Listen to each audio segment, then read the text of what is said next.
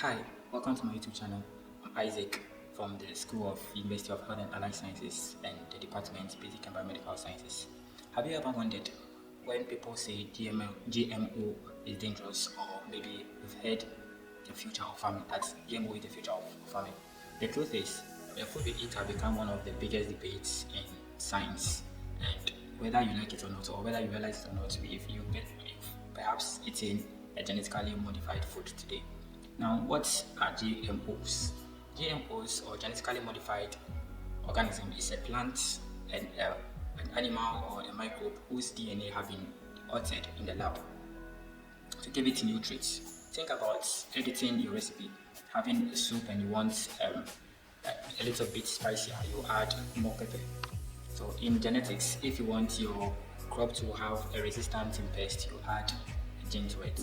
Scientists have developed crops that grows faster and are resistant to pests and do very well in drought and even provide more vitamins. Remember the golden rice? It was genetically modified to provide nutrients like the vitamin A, to produce the vitamin A for people in Asia or Africa to benefit from it in terms of having clear sight, preventing blindness. Now let's tackle some of the biggest concerns about GMOs.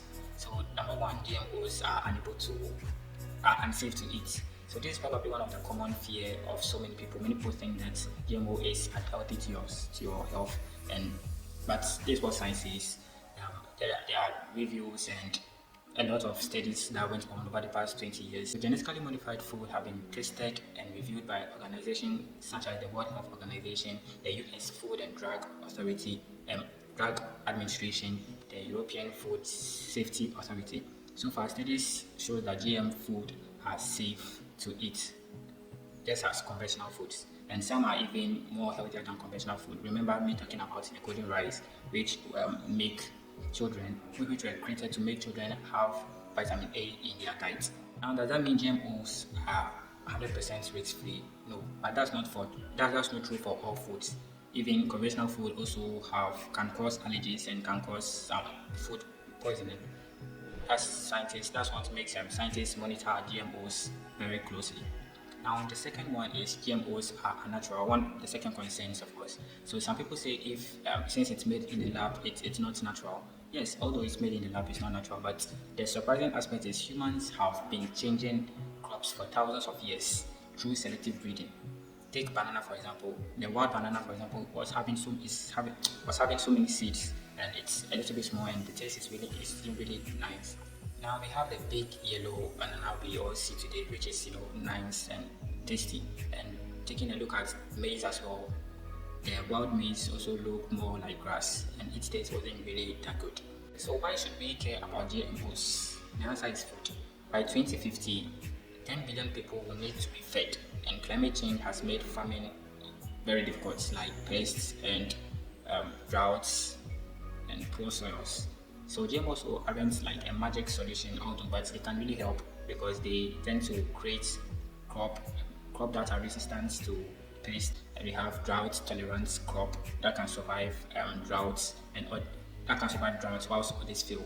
Here in Africa and Ghana, food security is of major concern. Smallholder farmers often lose harvest to pests like the fall armyworm or struggle with poor soils. GMOs could also protect harvest and improve nutrition, like the vitamin A I talked about earlier.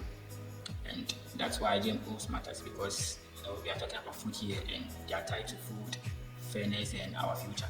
So are GMOs good or bad? Well, the truth is, it is not that simple. Science shows us that they are safe to eat.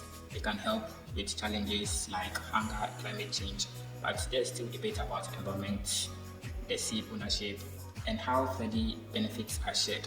In the end, GMOs are just one tool. What matters is that we use them responsibly, sustainably, and in ways to support both farmers and families. So next time you hear about GMOs, don't just draw into conclusion. Ask questions, look for evidence, and remember, science is always about understanding, not fear. Thank you for watching. Please remember to like, to comment, and subscribe.